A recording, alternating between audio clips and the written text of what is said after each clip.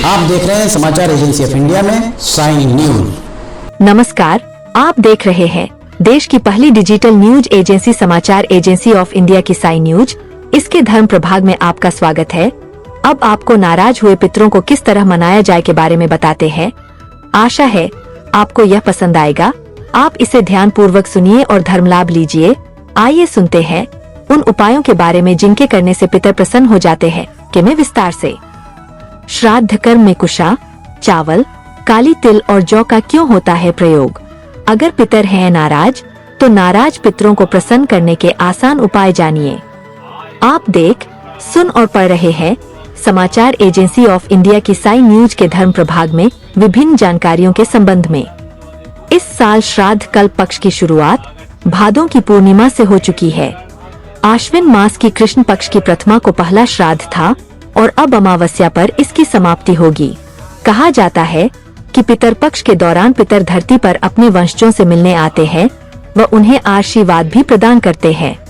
पितर पक्ष में पितरों के लिए पिंडदान, तर्पण अथवा श्राद्ध करने की परंपरा आदिकाल से चली आ रही है। इसके लिए कुछ विशेष नियम भी बनाए गए हैं और नियमों के अनुसार श्राद्ध के समय कुशा पहनने, तर्पण के समय जल में चावल, जौ और काले तिल का उपयोग करने व पिंडदान के समय चावल का इस्तेमाल करने का बहुत महत्व है।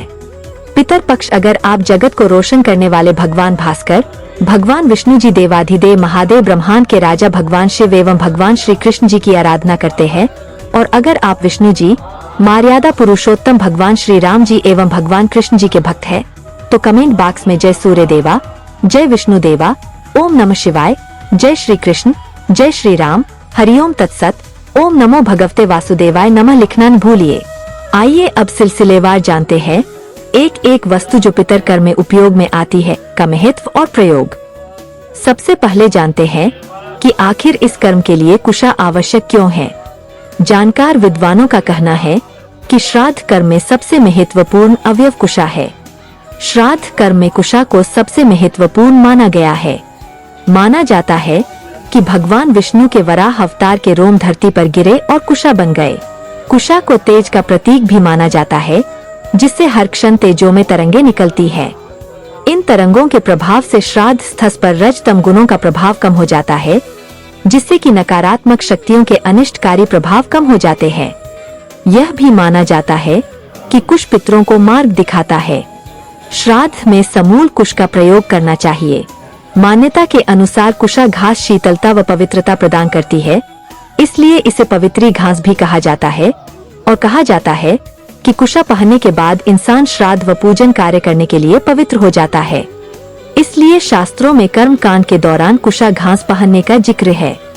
इस आलेख को वीडियो में देखने के लिए क्लिक कीजिए। अब जानिए काले तिल के संबंध में। दरअसल काले तिल को यम का प्रतीक माना जाता है। पितर पक्ष में श्राद्ध के दौरान तिल का प्रयोग भी जरूरी होता है, क्योंकि तिल की उत्पत्ति भी विष्णु जी से हुई है। ये नारायण के पसीने से निकला है। ऐसे में इससे पिंडदान करने से मृतक को मोक्ष की प्राप्ति होती है।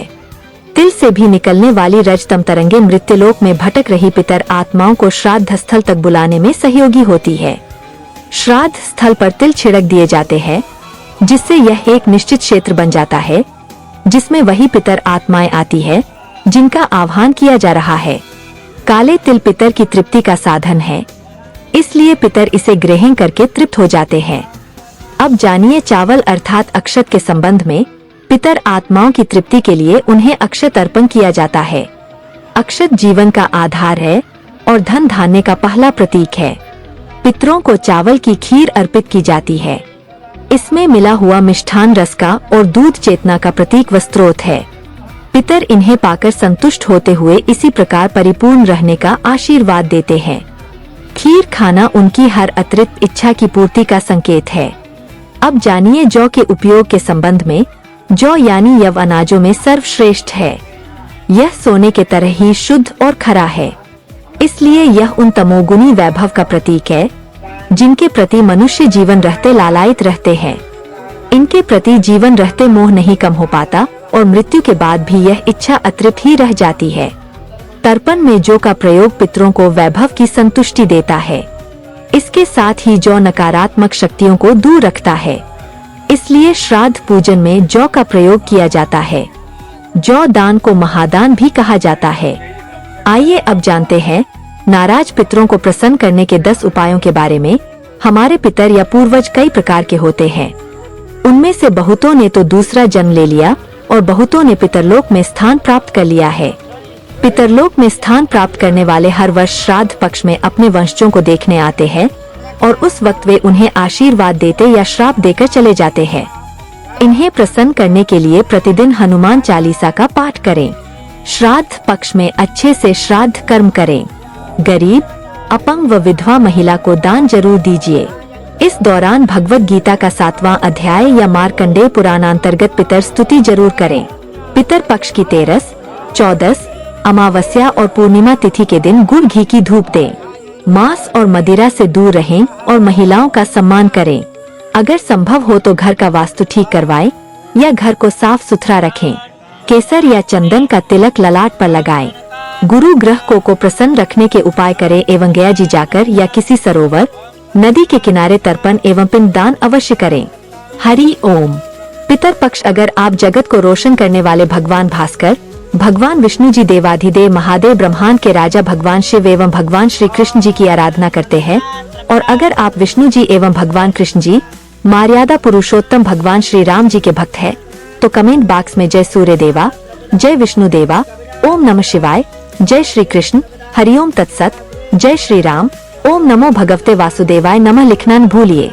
यहाँ बताए गए उपाय, लाभ, सलाह और कथन आदि सिर्फ मान्यता और जानकारियों पर आधारित है।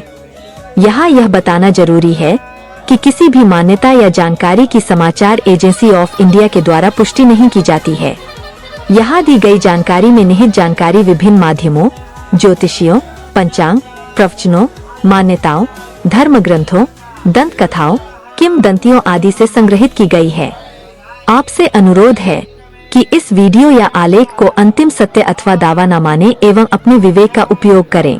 समाचार एजेंसी ऑफ इंडिया पूरी तरह से अंधविश्वास के खिलाफ है। किसी भी जानकारी या मान्यता को अमल में लाने से पहले संबंधित विशेषज्ञ से सलाह ले। अगर आपको समाचार एजेंसी ऑफ इंडिया में खबरें आदि पसंद आ रही हो तो आप इसे लाइक, शेयर व सब्सक्राइब अवश्य करें। हम नई जानकारी लेकर फिर हाजिर होंगे, तब तक के लिए इजाजत दीजिए। हरि ओम। समाचार एजेंसी ऑफ इंडिया की साई न्यूज में प्रसारित खबरें, गीत, गजल, भजन आदि पसंद आ रहे हों तो आप इसे लाइक, सब्सक्राइब व शेयर जरूर करें। कमेंट बॉक्स में लिखकर बताएं कि आपको ये कैसे लग रहे हैं। यह भी बताएं कि आप और क्या क्या देखना व सुनना चाहते हैं। फिलहाल समय है आपसे इजाजत लेने का। आप सभी स्वस्थ रहें, मस्त रहें। बोलिए विष्णु देवता की जय।